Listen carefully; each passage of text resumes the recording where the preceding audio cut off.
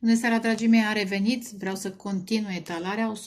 Deja am descărcat-o. Acum, de fapt, se descarcă. Am pus-o în calculator. Așa fac eu.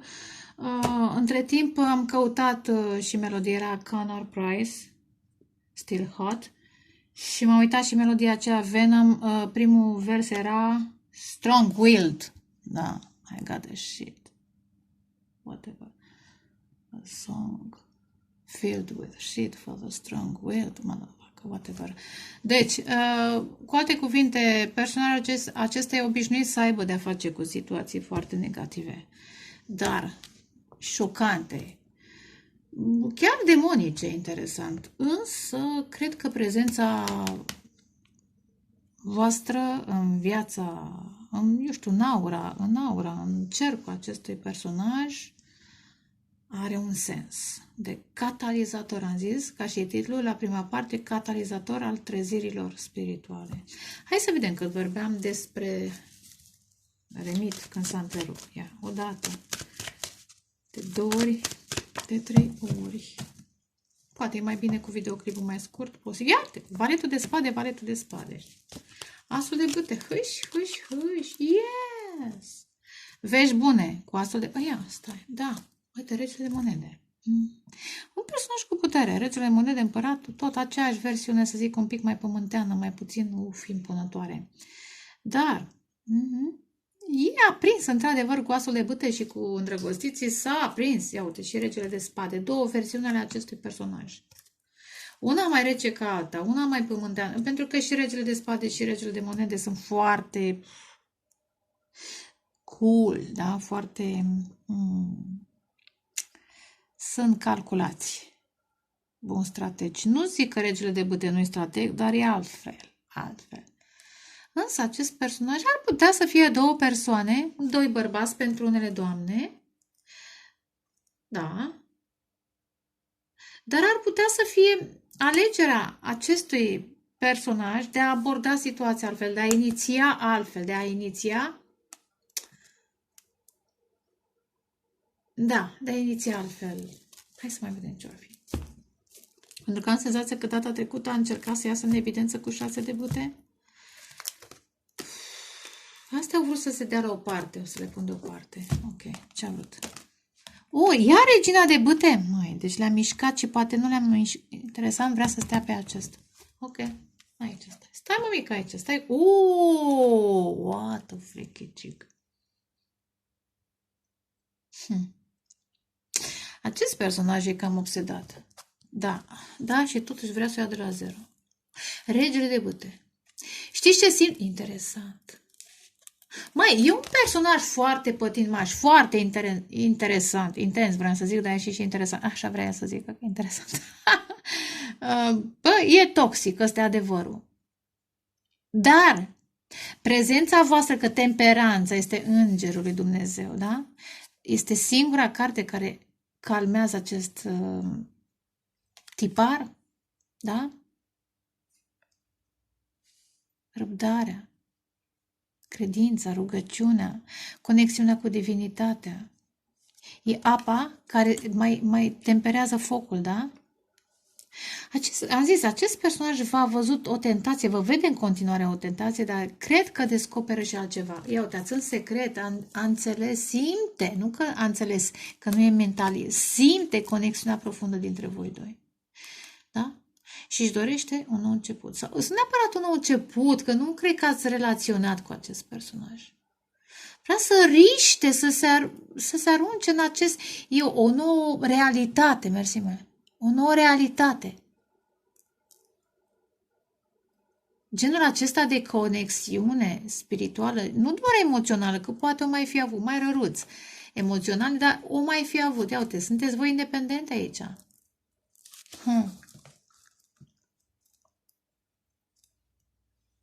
Dar simt că regina de bâte poate să fie un fost, o fostă, persoane foarte toxice și foarte geloase, care se pun între voi, da? Este și rămâne acest mesaj valabil. Hai să vedem. Am tăiat? Nu, parcă n-am tăiat. Acum tai. Nu? Nu, n-am tăiat. Băi, am tăiat? Nu mai știu. Las că tai încă o dată. Dacă e să fie de 2 ori, să fie de 2 ori. Vale. 6 de bâte iar a venit. Întreb, ce ați văzut mai devreme și am tăiat în fața voastră, iată. Băi, da, avea sens. Pentru că regele de monede este foarte asumat. E responsabil, e stabil. Aici este începutul pe care și-l dorește acest personaj. Pentru că, vedeți, interesant, diavolul și cumpăratul este și ego imens. Imens, cât, eu știu, Himalaya. Ego imens. Chiar dacă, care probabil că la un moment dat va afecta și voi încrederea. Dar dacă voi ați refuzat sau cine dintre voi a pus granițe, celălalt și-a pierdut o leacă încrederea asta imensă pe care a avut ca să se reorganizeze, să revină pe pământ un pic. Că văzurăm și turnul.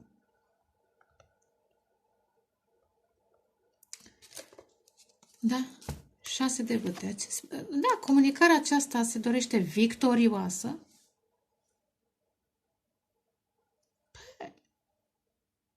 E o chestiune. Iar public, am zis public opțiune, acest personaj are opțiune, într-adevăr.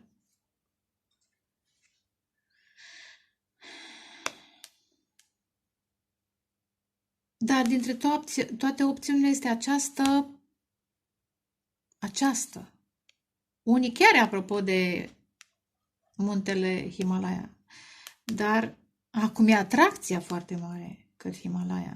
Zău. Nu vă gândiți la prostii, dar și puteți. Acest personaj se mai gândește la prostii. Dar, îndrăgostiți, e foarte îndrăgostit, clar. O să clarific. Da, vrea să comunice, uiteți. A vrut să se miște și această carte, iară. Rege de cupe! Am văzut toți regii, da? Și de bâte, și de spade, și de monede, și de cupe. E vorba de acest personaj, repet. Dar care era în versiunea sa toxică. Însă simt că regina de bâte este și versiunea voastră în care nici voi nu vă lăsați impresionați. Deși unul sau felurile, în care voi ați abordat situația. Granițe, încredere, că n-ai cum. Poate chiar și un pic orgoliu, că n-ai cum în fața acestui personaj. Iată. Regele de spade, zău. Da, iar comunicare, vedeți, cavalerul de spade. Acest personaj vrea să investească în relație, asta simt.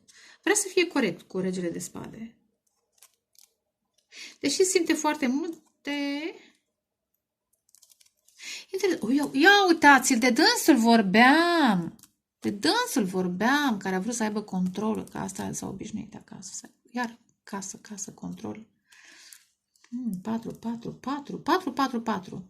Dar își dorește să lase în urmă acest 4 în control, vedeți? Pentru că prezența voastră delicată îi inspiră să descopere altfel de 4. Da? Tot o stabilitate, dar dinamică, plăcută, simpatică, caldă.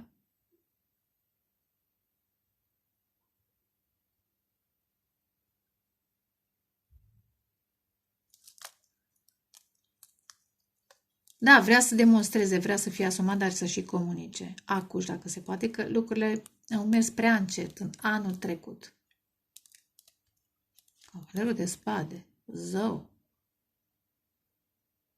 Ar putea să vină să dea explicații de ce nu neapărat a întârziat, de ce a dospit-o, de ce a analizat atât de mult, de ce.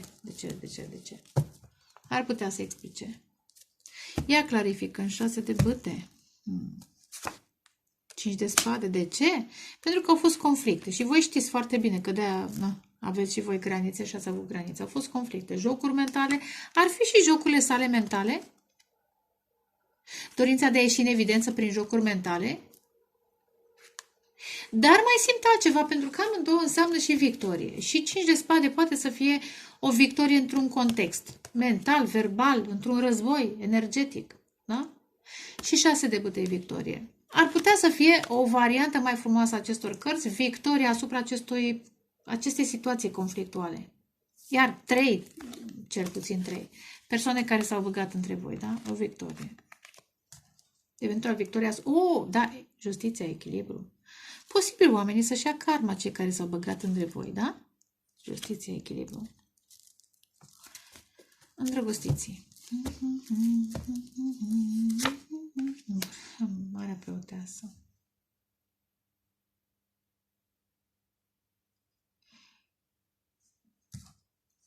Paletul de bâte. Ia uitați. Comunicare, comunicare, comunicare. Cred că unii dintre voi ați comunicat, cred că e Marea Preoteasă care a comunicat la un moment dat cu lumea, cu universul și a atras această dragoste.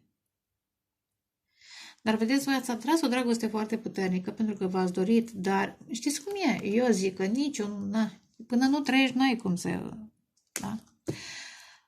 Vrei o dragoste puternică, vrei un om puternic, dar am zis, este etapa în care rezolvi karma, în care puterea aceasta se remodelează.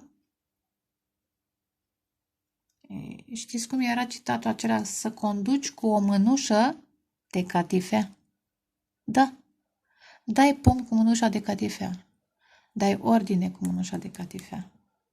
E o chestiune, de aia zic că a fost, cred că foarte, foarte mult simt în acest moment, apropo de această canalizare, ego, dorința de control, clar. Bine, și influența altor personaje, din jurul acestui personaj în mod special, poate și din jurul vostru, dar e o dragoste, dragii mei, îndrăgostiți și Marea Preoteasă, pe care ați visat-o, pe care ați manifestat-o, ați canalizat-o.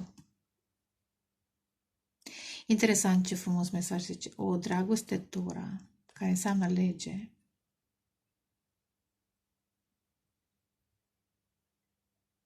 E un contract. Ca să înseamnă lege și am văzut și justiție, e un contract. Asta simt. De a vă iubi. De a descoperi dragostea în pofida conflictelor. Ciudat. Așa simt. Așa transmit. Asul de bâte. Ai, ce frumos! Vedeți? Foc și apă, exact ca e la temperanță. Foc și apă. Și pasiune, dar și emoție. Și fizicalitate, dar și spiritualitate. Ce frumos! Unul are toiagul sceptru, altul are potirul. Ce frumos!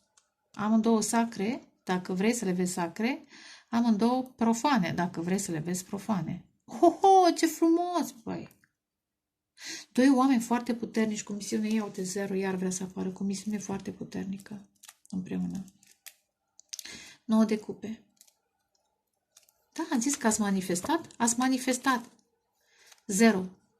Doamnelor, ați manifestat un bărbat puternic? Păi acceptați-l. De fapt, nu acceptați-l. Acceptați această realitate. Nu zic că și puterea aceasta se poate, tempera, lucra, prelucra 9 de cupe, 10 de cupe. Soare, ce poate fi mai fain? Și regina de spade la regele de spade. Adevăr. Păi, era un joc, da? Adevăr versus minciună. Erau niște jocuri. În fine, da? Nu despre asta vreau să vorbesc. Da? Asta simt.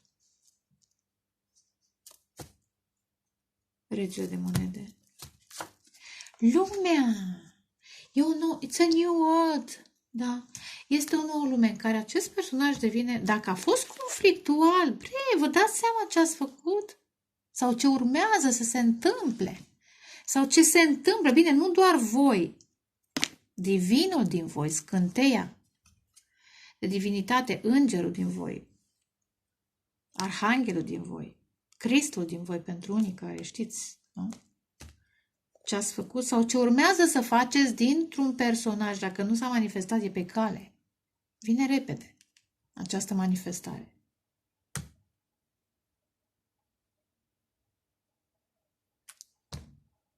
Posibil să fie distanță cu lumea, să fie o comunicare online, eventual pentru unii. Tu nu, are you crazy? Iar călătorie, ia steaua, eremitul caută steaua, faetonul caută steaua. Amândoi, Am zis că o diferență pentru unii ar putea să fie, da, unul foarte bogat și altul mai puțin, pentru că așa se întâmplă. Cel care e în temperanța, care e îngerul Domnului, da, acela nu stă în loc, să ai pardon, da? Oamenii care se preocupă de spiritualitate, nu le au bani, au nevoie de oameni care să-i susțină. Da? Dar și personajele acestea, chiar dacă au forță financiară, își doresc și ei la un moment dat vindecare și, da? Amândoi vă căutați, da? Și eremitul înseamnă mișcare, shadow work într-adevăr, dar și faeton înseamnă mișcare. Faetonul circulă prin toată lumea, celălalt poate mai puțin, pe cărările acelea umbroase. De-aia zic că unul dintre voi și-a înfruntat demonii. Interesant că asta se mișcă. Celălalt, acum a fost chemat să-și înfrunte demonii, orgoliu și așa mai departe. De ce? Pentru că am zis, este o dragoste prescrisă, este scrisă din ceruri. Turn. Iar steaua vrea să stea pe Marea Preoteasă și pe îndrăgostiți. Iar este o dragoste care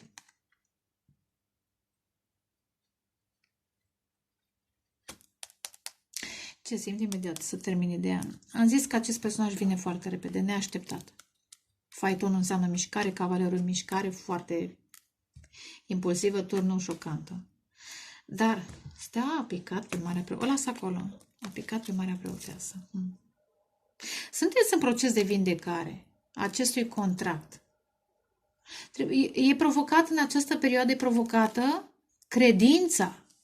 Speranța, că steaua înseamnă credință, speranță, vindecare, da? Lucrarea voastră, ce ați putea să faceți voi atât de diferiți în lume? Nu știu, Dumnezeu știe, dar mai întâi trebuie să vă întâlniți, să vă vindecați, să discutați și apoi veți descoperi. Nu vă grăbiți. Dumnezeu știe, le așează în ritmul său. Asta simt să vă transmit, dragii mei. Când Dumnezeu lucrează miracole, de-aia sunt miracole, ca să te închizi să zici, Doamne, cum poți să faci așa ceva? Păi numai Dumnezeu poate să facă imposibilul. Da? Numai Dumnezeu poate să facă imposibilul. Adică scânteia de divinitate din noi, dar nu vorbesc doar despre scânteia. Dragii mei, hai să fim serioși. Nu vorbesc doar despre divinul din voi sau din noi, da? Vorbești de Dumnezeu, de Creatorul primordial. Ca să, totuși, nu se poate să nu-L onorezi când se manifestă miracole atât de grandioase avut.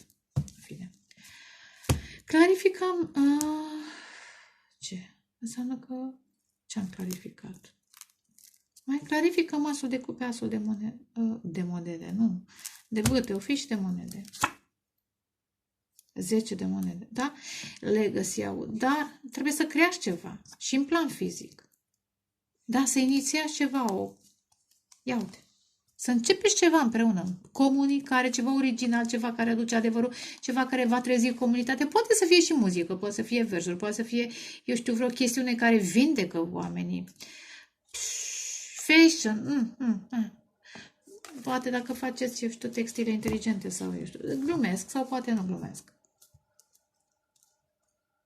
Mai dăm. Regele de monede și lumea.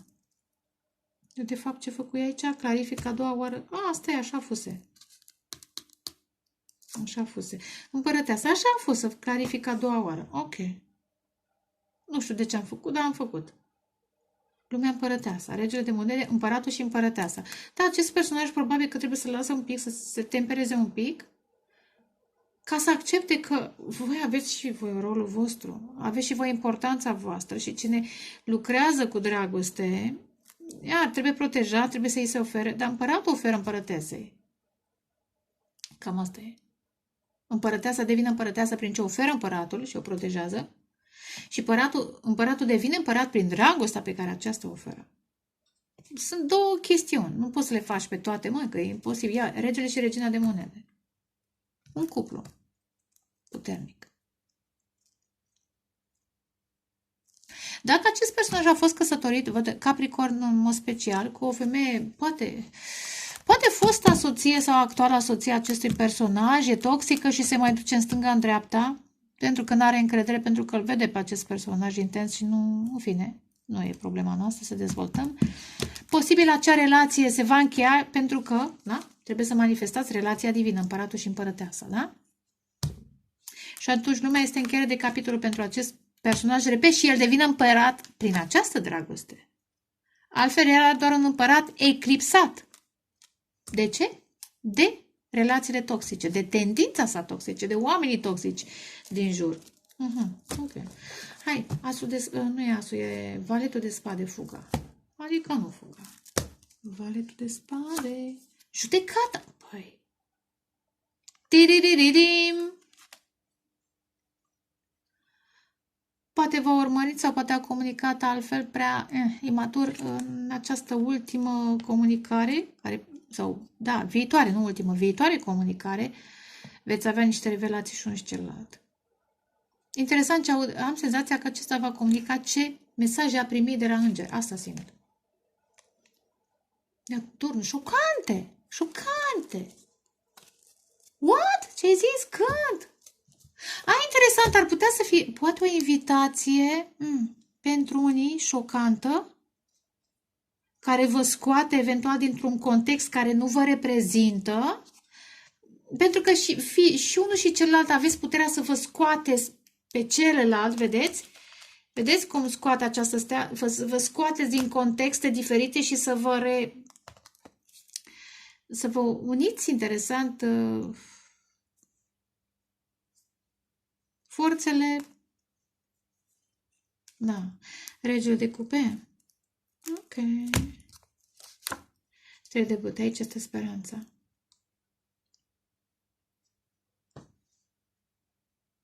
Ar putea să fie o călătorie. Regele de cupe. O călătorie către dragoste. Descoperirea. Pentru mine regele de cupe, am zis, e dragoste adevărată. Temperanța și 3 de bâte. Marcaj săgetător. Săgetător scorpion pentru unii dintre voi. Cu spidă. Dar nu obligatoriu. Da? Ar putea să fie Jupiter și Pluto. Jupiter și Pluto. Interesant. Ar putea să fie opoziția. Că avem și vărsătorul. Să fie opoziția Jupiter în Leu, Pluto în Vărsător. Atunci o să simțiți totuși. Dar până atunci, oricum. Mă, ce frumos, mai. Aici este speranța acestui personaj că în sfârșit are parte de dragoste adevărată și poate să-și găsească stabilitatea, repet, într-un alt context mai puțin stresant. Pentru că unii oameni, au fost prea aventuroși, au căutat bani, au adus stres, dar nici unii n-au fost, așa cum ar fi trebuit. Dar voi doi împreună vă găsiți echilibru și dragostea și vindecarea. Care o fi acel personaj, veți trăi și veți vedea în cazul în care nu l-ați întâlnit. În cazul în care l-ați întâlnit sau ați întâlnit-o, dați timpul, temperați-vă și veți vedea cum lucrează Dumnezeu. Aveți credință, că temperanța și steaua înseamnă credință, rugăciune. Mai dați cu tămâie, mai aprindeți lumânare, Paolo Santo. Da? Vedeți? You can give without loving, but you cannot love without giving. Să fie așa citatul. Doamne ajută. Vă doresc dragoste, pace, creștere spirituală. Ceau, ceau.